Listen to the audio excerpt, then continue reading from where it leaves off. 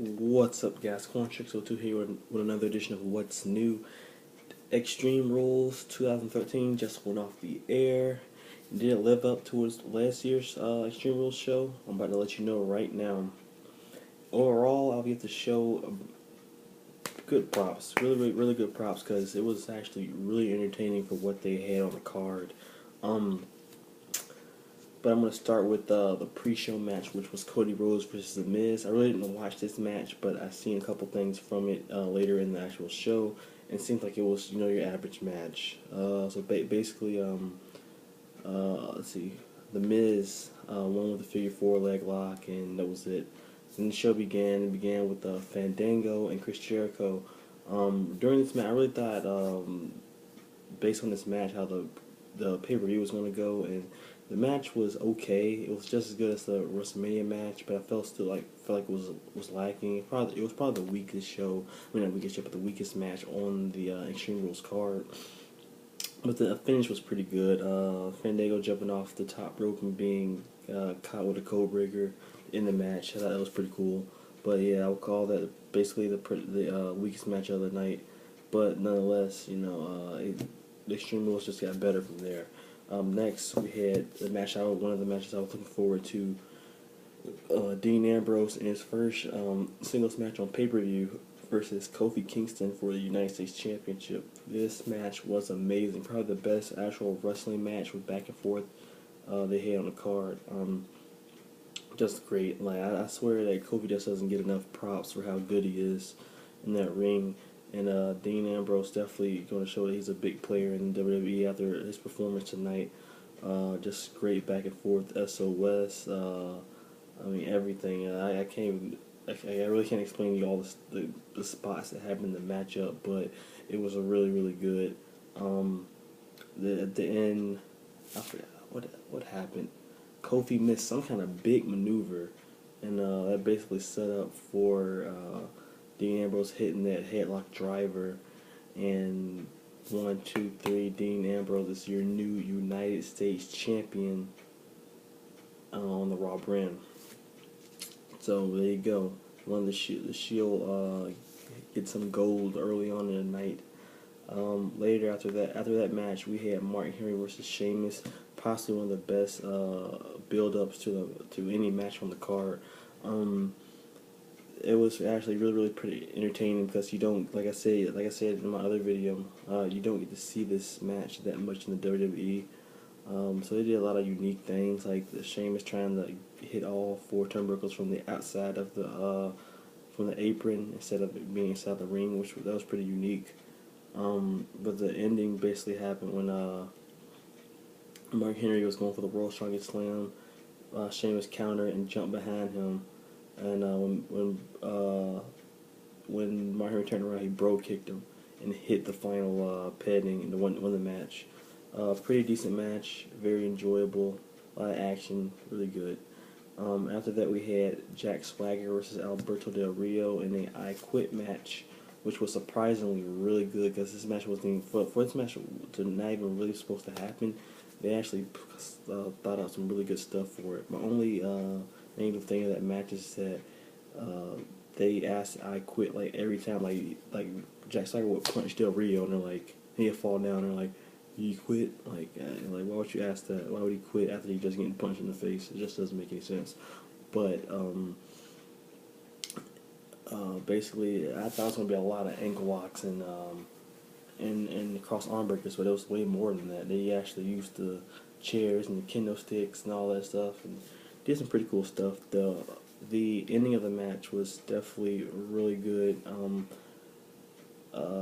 Ricardo was getting ready to throw in the towel for Del Rio, but Del Rio said not to do it.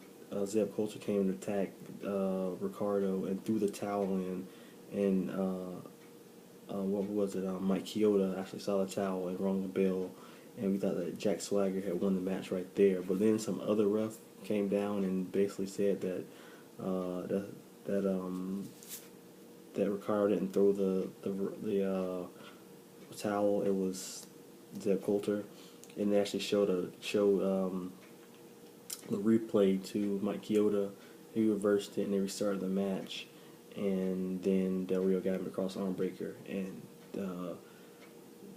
Swagger quit. So yeah, Del Rio is the new number one contender for the World Heavyweight, for Dolph Ziggler's World Heavyweight Championship.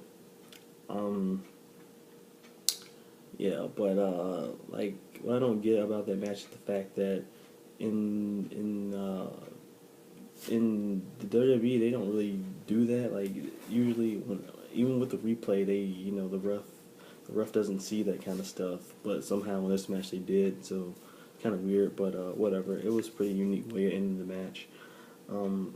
After that, there was some AJ and Caitlyn segment in there. I guess they're going to get ready for their championship match somewhere in the future, I guess. Then it was the WWE Tag Team match between Kane and Daniel Bryan, Team Hell No, and the Shield's Roman Reigns and Seth Rollins. Very, very, very entertaining match. I love tornado tag matches. They're always so unpredictable. Everybody did every spot they could think of in that matchup. But it ended up Roman Reigns putting Daniel Bryan in a torture rack, and then Seth Rollins just kneeing the crap out of Daniel Bryan, and that was it. And it was an awesome tag team move. I want to see them do that more. That 1, 2, 3, new WWE Tag Team Champions. Finally, I mean, I love Team Hell No, but it was about time for them to lose those championships. I'm sorry, but yeah. The Shield wins all the gold tonight at Extreme Rules. Pretty cool stuff. Then after that, we had Randy Orton versus The Big Show. I believe this is the first time they had a singles match on pay-per-view ever. And man, it was actually pretty good. For a match that I really didn't care about, this match was actually really, really good. Extreme Rules match. They did just about everything. Like Big Show tried to do like the splash with the chair set up, holding the ladder up, and he like splashed himself, basically hurt himself. But the end was the best. Orton hit 2 RKO's, but Big Show wouldn't stay down, so he was like, screw it.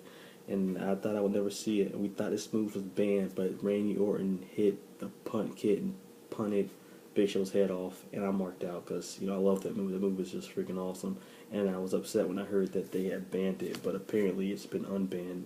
Or Randy Orton didn't give a crap.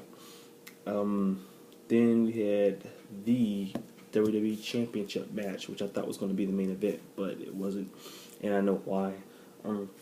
This match, another match I didn't want to see, but it ended up being really, really good. Ryback gets better in the ring every single match he has.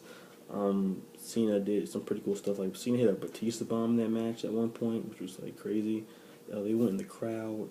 Cena splashed Ryback on some through a table. A lot of big spots for all of them, but the biggest spot. They also hit him with a what was it? What's it called? A fire extinguisher. So he was hitting Ryback with a fire extinguisher, spraying him with it. The ending of the match was good. Cena was going for the AA. Ryback countered and literally drove him into the Minitron on the stage, which was crazy, and the match just ended there. So we're probably going to see a rematch between Cena and Ryback in the future. That was a pretty cool ending to that matchup. Then we had Brock Lesnar vs. Triple H, the main event of the night. Very, very good matchup. Basically, Triple H dissected Brock Lesnar's leg, and his knee was hurt. He was selling the injury a lot during the match. They actually also had a new steel cage for the first time, like a little bit, like a foot taller than the old steel cage, and it looked pretty slick. Brock Lesnar and Triple H basically murdering each other in that cage, throwing each other against the cage. At one point, I thought Brock Lesnar actually threw Triple H through the cage. That's how brutal it looked. But yeah, basically, Brock Lesnar was selling this knee injury. He did hit the F5 a couple times, the Kimura lock. We saw pedigree attempts and all that good stuff. Paul Heyman threw a chair in the inside. They started using the chair. Then Triple H brought down a sledgehammer from on top of the steel cage, and he was going to use that on Lesnar. But Paul Heyman came back in the ring and low blowed Triple H, and then Brock Lesnar picked up a sledgehammer, hit him in the head with a sledgehammer, and they picked him up and F5'd him. 1, 2, 3. Brock Lesnar is victorious in the main event of Extreme Rules, and now Triple H is probably going to be off TV for some months, so who knows what Brock Lesnar is going to be doing until then. He may leave TV, he may face somebody else, we don't know. But yeah, that's basically what Extreme Rules was. Pretty solid pay-per-view. I give it an 8 out of 10. Worst match of the night, Fandango versus Chris Jericho. Best match of the night is a toss-up between Cena and Ryback. I know, I don't believe I'm saying that. Cena and Ryback, and probably Brock Lesnar. The two main events, they were really, really good. The Shield stuff was pretty good too. A lot of stuff was good. I really enjoyed the pay-per-view. We got Raw tomorrow though, so it's getting late. So I'm gonna just log off here. So subscribe, comment, rate. Stay cool, everybody. Peace.